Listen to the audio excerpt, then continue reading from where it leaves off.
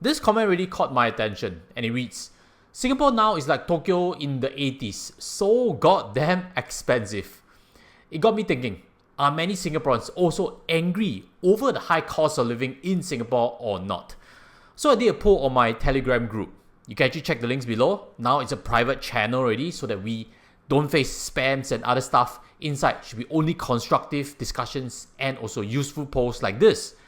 And inside the poll, there are indeed many that feel Singapore have too high a cost of living.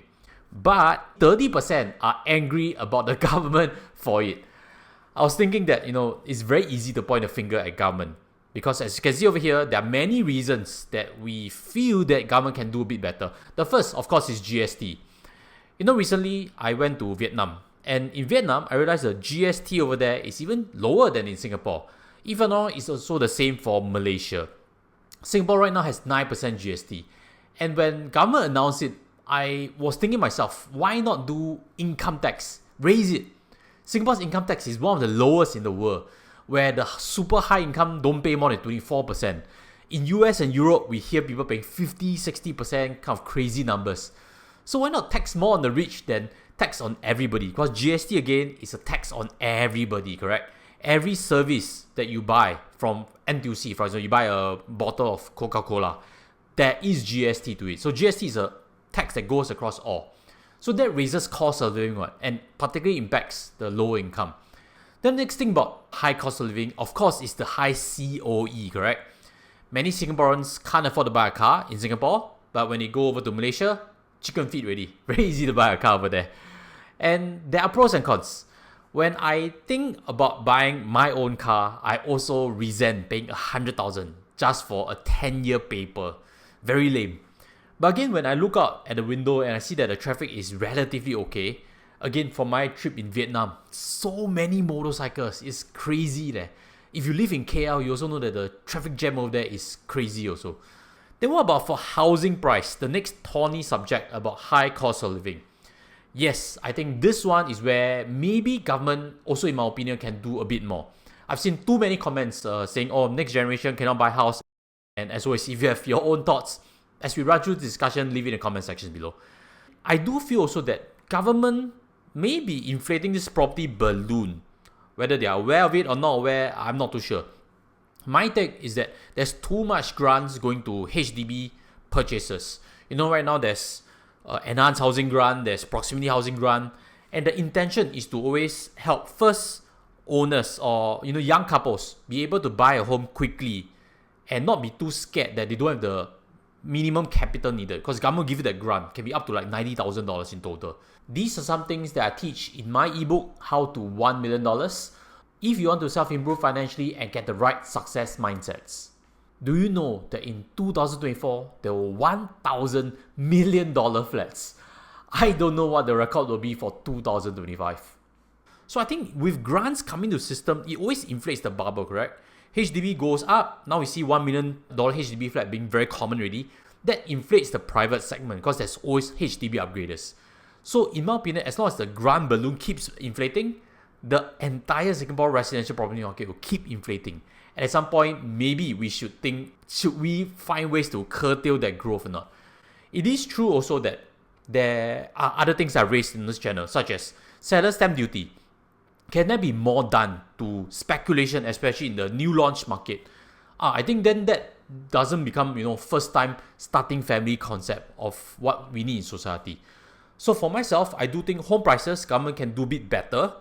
But beyond that, all governments have problem. Correct, right? There are people overseas complaining about their own government, complaining that high cost of living is out of control and totally crazy also. When I went to Australia, the taxi driver telling me that the property prices have gone haywire over there. He was blaming government not protecting against over speculation. If you go to Europe, then that's where you also hear that there are other problems. I've heard from a friend who is very familiar with UK. He's mentioned now they've become very socialistic. It's not favorable to own property in UK. Because if you own property in UK and you rent it out and the tenant has some financial distress, I think there is less recourse than in Singapore. So again, main thing is all governments have problem. There's this grass is greener on the other side. Malaysians, for example, They will be complaining with their own government all the time also. So nowhere is perfect. Then what about for healthcare costs? Is it also making the cost of living in Singapore so high? Yes, I know all the bills are going up, but let's be objective. If you're going to private side, of course it's expensive. We don't need to say that. But if you actually check in terms of the government healthcare services, I'm sure you have also heard before of Pioneer benefits, correct? There are also so many healthcare subsidy schemes if you also have an aged parent. Firstly, in terms of healthcare, there is CHAS card, there is MediShield Life with subsidies, especially for low-income families. There's MediFund. There's so many things that take care of one individual who cannot afford healthcare in Singapore. Then, what about for education costs? Is it also making the cost of living so high or not? My own kids, they're in primary school. The amount of school fees I pay is really peanuts. The one that is costing me a lot of money is private enrichment courses. And that again is totally optional based on competition in our society. Then also for university costs. If you see Australia, if you see UK, you realize university cost over there is way higher. Maybe because we are foreigners if we go there also. But Singapore university cost is really cheap. If you're sending a child right now, it's only 50,000. And I've done studies before. The inflation rate is just 2-3%. In view of housing grants, medical subsidies, as well as low-cost education in Singapore, I think in general, it's not actually that bad. It's much harder to do business in Singapore than living in it. That's even after Singapore is voted as one of the best places to start a business. I still think it's super hard. Staff cost is high, rental cost is high, and I once ran an ice cream business and lost money. Right now, I actually run my brand business as well as my advisory work. It's service-based but still hard. But if you also like to be an entrepreneur and want to start a business, check out how OSOME can help you. Hello, business owner. Are you tired of dealing with endless financial management? Getting your accounting sorted and handling business finances? Depending on your size of business, you may need accounting services. For me, I'm now at the startup phase only, which means I mainly needed business registration as well as corporate secretary services. I know this message is not for everyone, but if it is for you, I'm recommending them to you because I'm also an end user, and I was actually very satisfied as to how they actually helped me get my company set up on time. I can get advice directly on what needs to be done. And for anyone starting out, I think that's very valuable. Check out their links below if you'd like them to help you with your business today.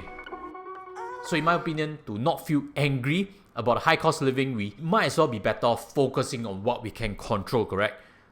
The first thing that I think we need to focus on is buy a house of your own. That is the best protection against home prices going out of reach, correct? Don't need to buy something new fancy. Once you own a home of your own, then you have roof over your head. You really don't need to worry too much about the high cost of living. The second, it is always within your control to retire overseas. From the post, I know around 20% of you are thinking of that. That is why also I've done previous interviews on my second channel, Georgetown Life. You can see over there an interview on living in Bangkok, living in Penang, and also living in JB. If you choose to retire overseas, the best part is Sing dollar is strong, correct? We know how much Malaysian ringgit has slid against Sing dollar. When I was much younger, it was 1 to 2 or something like that. Then it became 1 to 2.5. And then now it's 1 to 3.3. So the strong Sing dollar gives you the purchasing power overseas. And also done before this topic. What if you own a HDB flat in Singapore? Of course, stay the minimum 5 years. Then in OH, you want to spend a bit more lavishly. You don't want to deal with high cost of living in Singapore. Then what you do is just rent out the HDB flat, fetch in $3,000, and rent a luxury condo in Penang or JB with 7,000-8,000 ringgit and still have some surplus. That can easily be done, right?